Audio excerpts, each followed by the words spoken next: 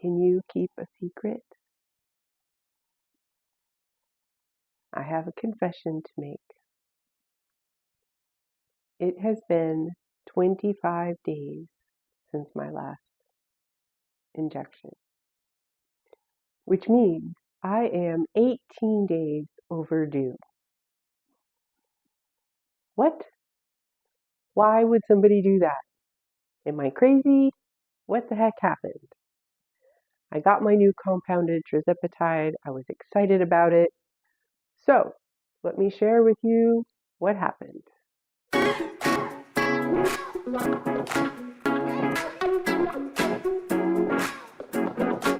Hello and welcome, or welcome back. I'm Annie, Gen X Solo, in my 5th month of a GLP-1 health quest.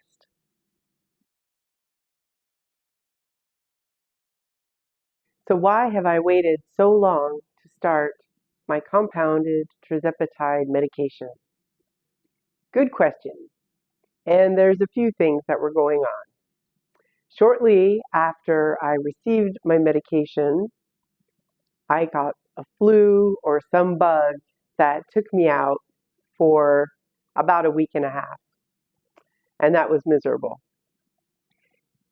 If I was still using the Zepbound branded injection pens, I probably still would have gone ahead with my injection. But because this is a new source, I didn't want to take my chances. You might notice that my voice is still a little bit hoarse, and that's the result of that because I don't have PTO or vacation or time to take off. So I had to work through that illness, which made it seem like it went on forever. Afterwards, when I was starting to feel better, that same thought entered my mind that this is a new source for my Tirzepatide. And because I live solo and I am the only supporter of my household, and I cannot afford to miss work or lose my job, I also decided to change my injection day to a day that I have off, just in case. Planning that out and strategizing, it became a little bit longer until now here we are. So it's Friday for my new injection day, and we're going to do this together.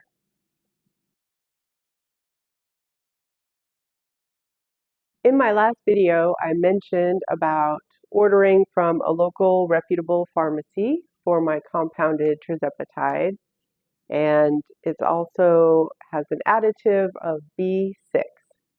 So I was expecting 4 small weekly vials like I've seen other people demonstrate on these channels. But let me show you instead what I received.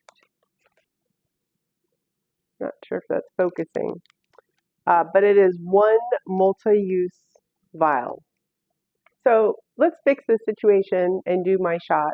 And then I'm also going to be talking about some of the things that I noticed during the 18 days of being late for taking my next injection. First, I should probably start out saying that I have never injected myself with anything using a syringe, so I'm a little nervous. I have watched several videos on best practices, how to do this, because of course there was no instructions, only the instructions about the quantity to inject. So I made myself a little step-by-step note so that I don't accidentally forget anything. All right, I'm going to change the angle here so you can. We have our sterile area. I'm using a paper towel, and we're going to remove the vial cap. Okay, it spins. And the top has like this indent. I'm going to hope that's right.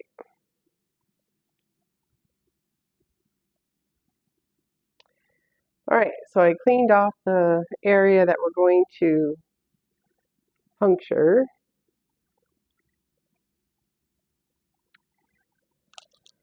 Okay. When I looked for syringe needles, this was another thing I learned from people. We'll see how that goes. Not sponsored. I just picked the most affordable ones that were 31 gauge because I understand those are thinner. And these are 5/16 of an inch is the length of the actual needle, or 8 millimeters.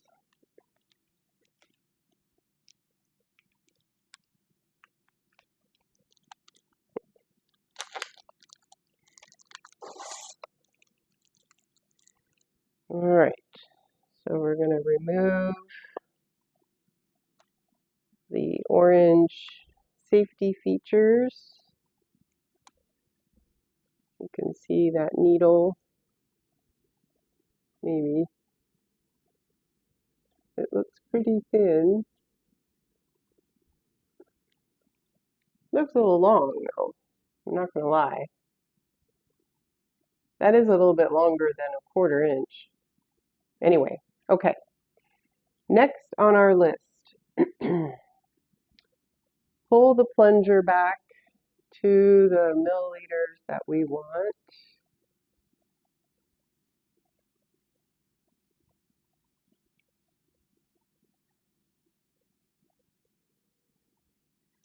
"50 units." Okay, so now that's at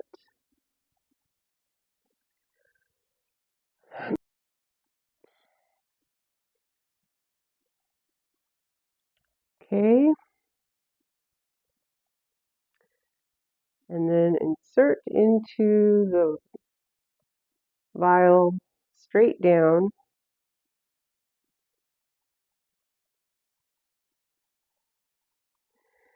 So this is like a rubber cap, this seal is, which is interesting.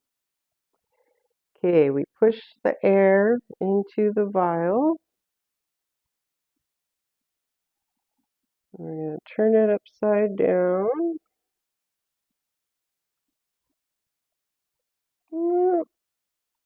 Try to keep everything straight. My hands are shaking, I think because I'm nervous. Okay, so now it's upside down. We've inserted the air. Now we're going to draw out those 50 units.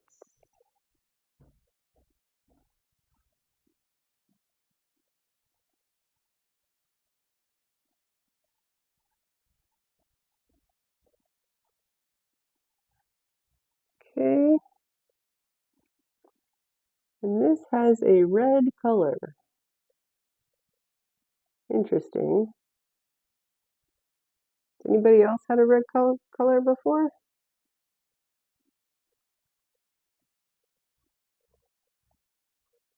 Okay, I'll pull that out.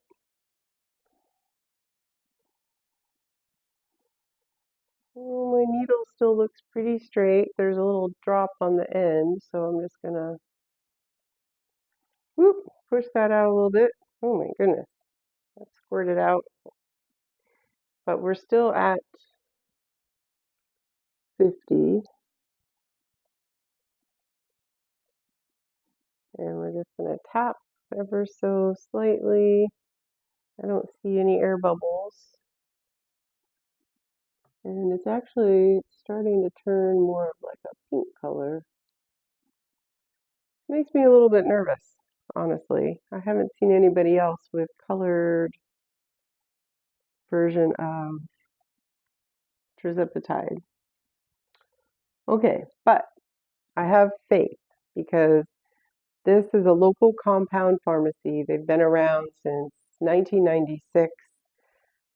My primary care provider recommended them, and she has other patients who use them.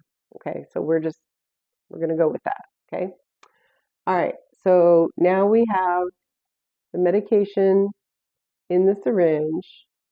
We've done some tapping. It doesn't look like there's air bubbles in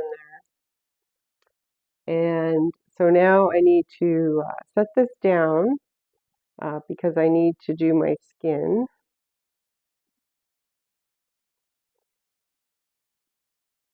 It makes me nervous about setting this down though because of the paper towel. So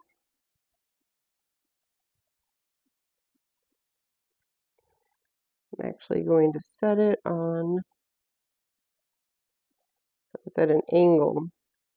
There we go. So the needle is not touching the paper towel. And I used the alcohol swab. An alcohol swab is the base to lay down the syringe. Okay.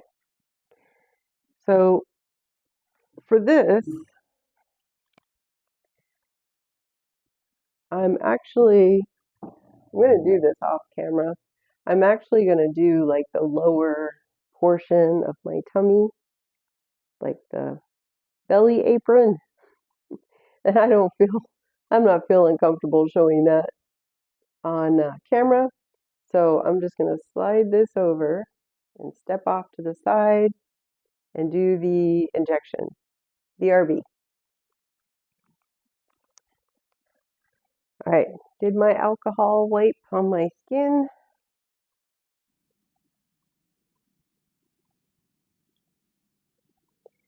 Okay, empty.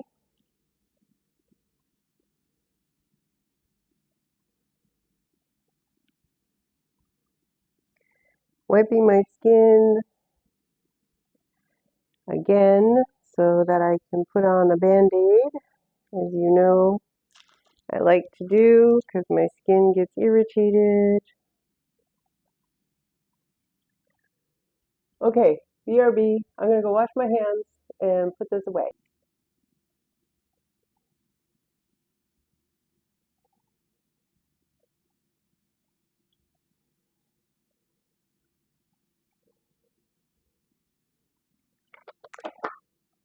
Homemade sharps container.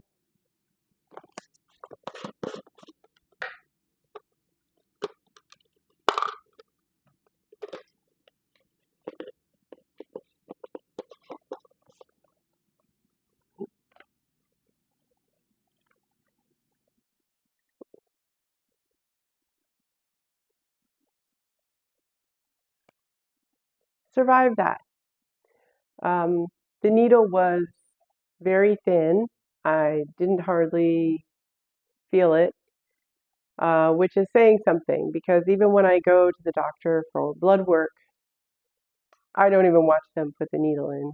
Like it's a thing, and this seemed to go okay into my skin, and then I released it slowly, and there wasn't any kind of mess or liquid on my skin. Covered it with a band-aid, and now cross my fingers.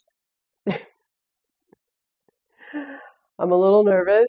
So supposedly this is the same dose that I was taking previously. Um, but when I was looking at the vial afterwards, because I thought that it was for 4 weeks, either that or I just did 10 milligrams. I'm going to have to get some clarity about that.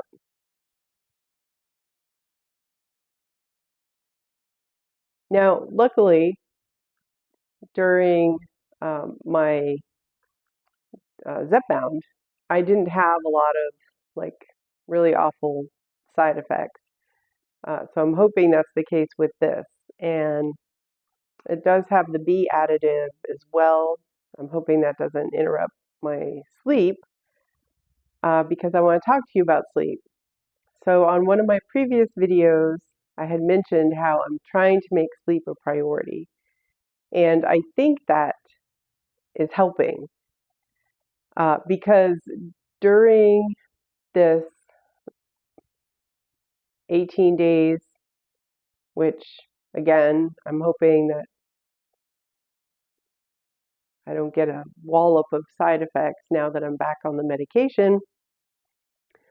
Um, I only gained 1 pound, and I have some thoughts about that. I think the sleep that I've been prioritizing is helping, not just in a direct way with my weight, um, but I feel more rested. I feel less anxious. My body feels like it functions better. So I think it's sort of keeping down any type of stress hormones like the cortisol, um, and allowing my system to operate more efficiently. I did have a little more food noise during those 18 days, but I didn't find that I was like ravenous. Um, then also, I noticed another negative side effect was the inflammation. One of my shoulders, my right shoulder, can bother me sometimes, and I noticed that more during these 18 days. Um, and also my allergies, like my mucous membranes, seem to be inflamed. Um, and I'm not spending a lot of time outside. It's hotter than hell's front porch here where I am. But even though I'm not outside a lot, the just, regular pollen, dust in the air, things, I felt more congested.